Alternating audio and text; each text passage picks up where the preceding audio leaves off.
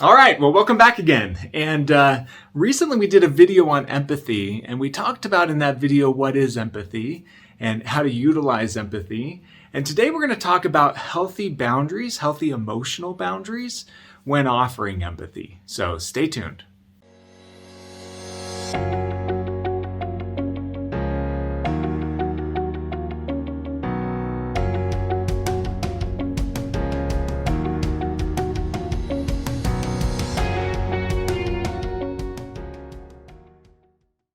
All right, healthy emotional boundaries when offering empathy to others. That's going to be the subject of our video today. And if you haven't seen our previous video on empathy, check that video out. In that video, we talked about the differences between sympathy and empathy. We talked about when you might consider utilizing both of those. And specifically, we focused on the use of empathy in strengthening relational connection and attachment in your marriage. And empathy can be such a powerful force for good in helping build emotional intimacy and connection and bringing a couple closer together. So I hope you've checked out that video. If you haven't, go watch that video and learn a little bit about that. Learn to apply empathy in your relationship. And today we're going to talk about healthy emotional boundaries. And this is really important because healthy emotional boundaries when utilizing empathy is what allows me to be able to continue to give of my mind and my heart to another person over and over again without emotional burnout or without emotional exhaustion, right? And certainly that's our goal, especially in marriage. We want to make sure that we're available to our spouse on a regular basis to empathize with their world, to step into their experience and experience from their experience as they go through life. Right? And hopefully that they're in a situation to be able to offer the same. And the healthier that I am, the better I take care of myself and the better my emotional boundaries, the more often I'm going to be able to offer of myself to another person in that way. So let's talk a little bit about that. Now, on this subject, right, as we jump into this subject, if you haven't seen our needs video course, so the needs module in our video course, you should check that out. In that module, we go into a lot of detail about ways in which an individual can help take care of themselves, grow themselves, work in their life to create parameters and boundaries and feed themselves with wellness strategies. So it's a really good one to take a look at for any person in a relationship or any individual who's looking for kind of self-care and wellness strategies, right? So think about taking a look at that video. And that's actually where we're going to start in this video. We're going to start with this principle of self-care, right? So self-care is just what it sounds like. Self-care means that I'm practicing developing strategies to implement to take care of my health and wellness as I go through my life. And self-care strategies can come in many different forms. Some people use physical exercise for self-care. It's one of the most researched forms of health and wellness of an individual, right? So exercising the body. Some people use educational and academic opportunities, reading, podcasts, self-studies, self-reflection, self-tutoring, right? Are great ways for self-care to feed the mind, to kind of stimulate the brain. Sometimes individuals use things like spiritual practices or meditative practices, yoga or other forms of spiritual and meditative practices for self-care. And then you have individuals as well that pick up hobbies and interests, right? So constantly exposing themselves to new ideas or new concepts, or trying on new pastimes, new hobbies, right? So whatever those self-care strategies might be for you, having several of them that you're utilizing on a regular basis is extremely important. As we pull in self-care strategies into our life, we're able to offer more of our heart to other individuals. And as we give of ourselves to other people through things like empathy, right? Like stepping into another person's experience, trying to experience from their experience, emotionally connecting with where they are, right? As I give of myself in those ways, I've got practices in my life, self-care strategies that are helping refuel me, reconnect me, right? Like feed me in my world. So that can be really important as you're starting to practice and offering more empathy in your marriage or in other relationships that you have, taking a look at self-care strategies that you can utilize to keep your bucket full too. The second one that I want to talk about is reconnection with my own life and remembering my own context, right? So as we step out of our world in order to step into another person's world, sometimes it can be difficult to reconnect back to my world, right? We'll see this a lot with individuals that are empaths. An empath is an individual who feels very easily for another person. They're able to step into another person's world very easily. And sometimes it's very difficult for them to reconnect back to their own world, right? They'll step into a friend's world. They'll step into a sibling's world. They'll step into a neighbor's world. They'll step into a stranger's world, right? As they go through life, maybe 5, 6, 7, 8 different worlds, and they'll connect deeply with great empathy into those worlds. And it's a beautiful talent. It's a beautiful gift that they're able to do that.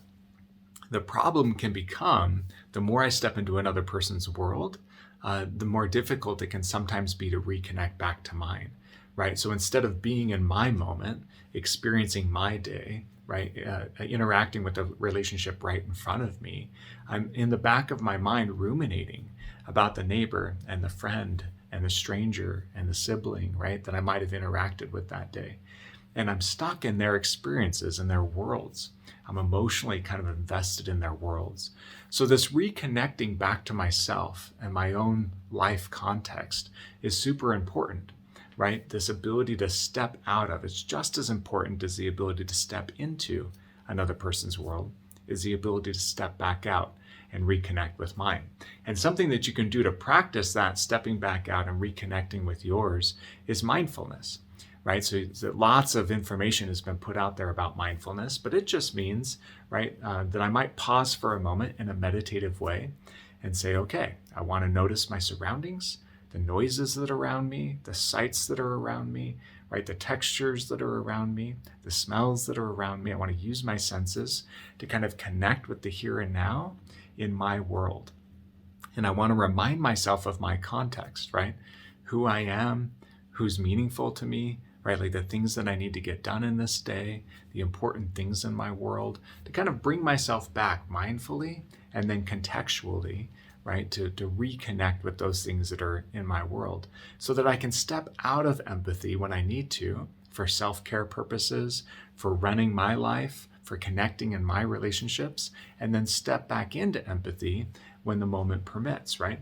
The better I'm able to do that, so self-care and then this principle of reconnecting back to the context of my life, the better I'm able to do those two things, the more frequent I can offer empathy, right? Because I'm stepping out of the experience of others, sometimes very hard and difficult experiences, and I'm doing self-care, and I'm doing my own connections.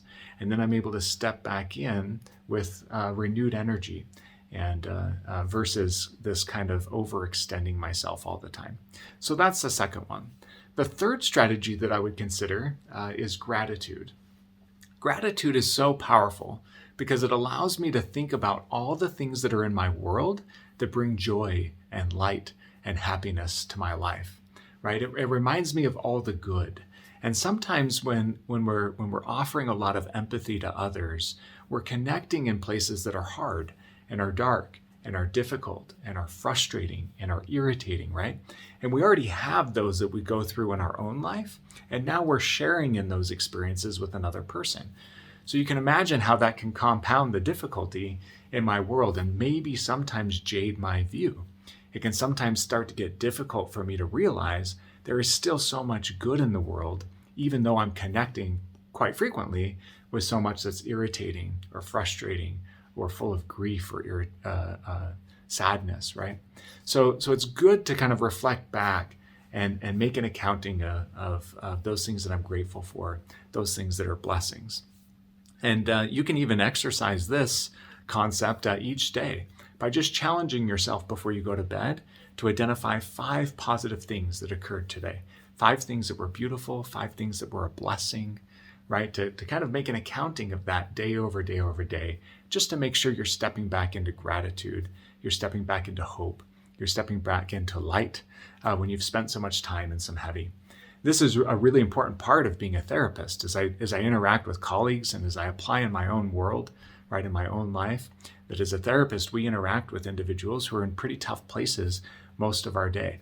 And this gratitude one is a really great way to kind of reconnect back to my own world and reflect on those things that I'm grateful for. The final one that I wanted to talk about today is connecting individuals to resources.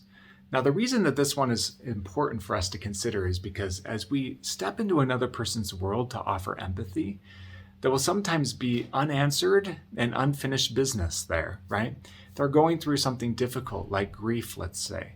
And grief doesn't just last a day typically. Grief can go on for weeks or months, sometimes even years, right? And as I step into their world and I feel empathy, I want so bad to help them with that pain or that hurt, right? And then I can sometimes take it on as if it's mine to resolve, as if it's mine to fix, right? I can take it in too deep, and then I can start to feel responsible for it. That can be part of what prevents me from stepping out of empathy back into reconnection with my own life, right? So in situations then that I'm connecting with others through empathy often, it can be relieving to me to help connect them with other resources in addition to me, to be sure that I'm not positioning myself to be the only resource in their world, right? I want to spread out the resources so that they have other options for health and wellness and support than just me, right? So helping them find, right, if it's grief, helping them find a grief counselor, helping them maybe connect with a spiritual advisor, incorporating other friends or family into the dynamic to help support them, right? Could be great ways to incorporate additional resources so that I'm making sure I'm spreading out the support larger than just me, that I don't feel like I have to be all things to this individual who might be going through a tough time. So those are the 4 things to consider when you're creating healthy boundaries while you're offering empathy to others. Think about ways that you can use self-care, things that you can do to connect to your own life and your own context, focusing on gratitude often, and connecting individuals that you're supporting to other resources in addition to you. I hope those 4 things are helpful to you because we want to be able to build relationships and connections with greater levels of empathy. And like I mentioned earlier, I'd encourage you to check out that needs video course if you haven't yet, and study other ways that you can practice self-care. You might also take a look at our Advanced Communication Strategies video course. We talk a lot in there about language that you can use for listening, for understanding, and sharing in ways that help create and bridge connection. That can be a really fantastic one. Our Enrich module is also excellent. The video course is also excellent in helping individuals look at ways in which to feed relationships in addition to empathy, other ways you can help build those connections that you're really close to. Before we're done, in the comments below, I'd love to hear about a time that you felt like you did a great job with boundaries when using empathy. Right? So a healthy boundary that you implemented to take care of yourself while also trying to be there for another person. Put that in the comments below. Let us know about it. As always, we're grateful to be with you. Thank you so much for supporting this channel. We invite you to like it, subscribe, share this with other individuals that you feel like might benefit, and we look forward to being with you again soon. Take care.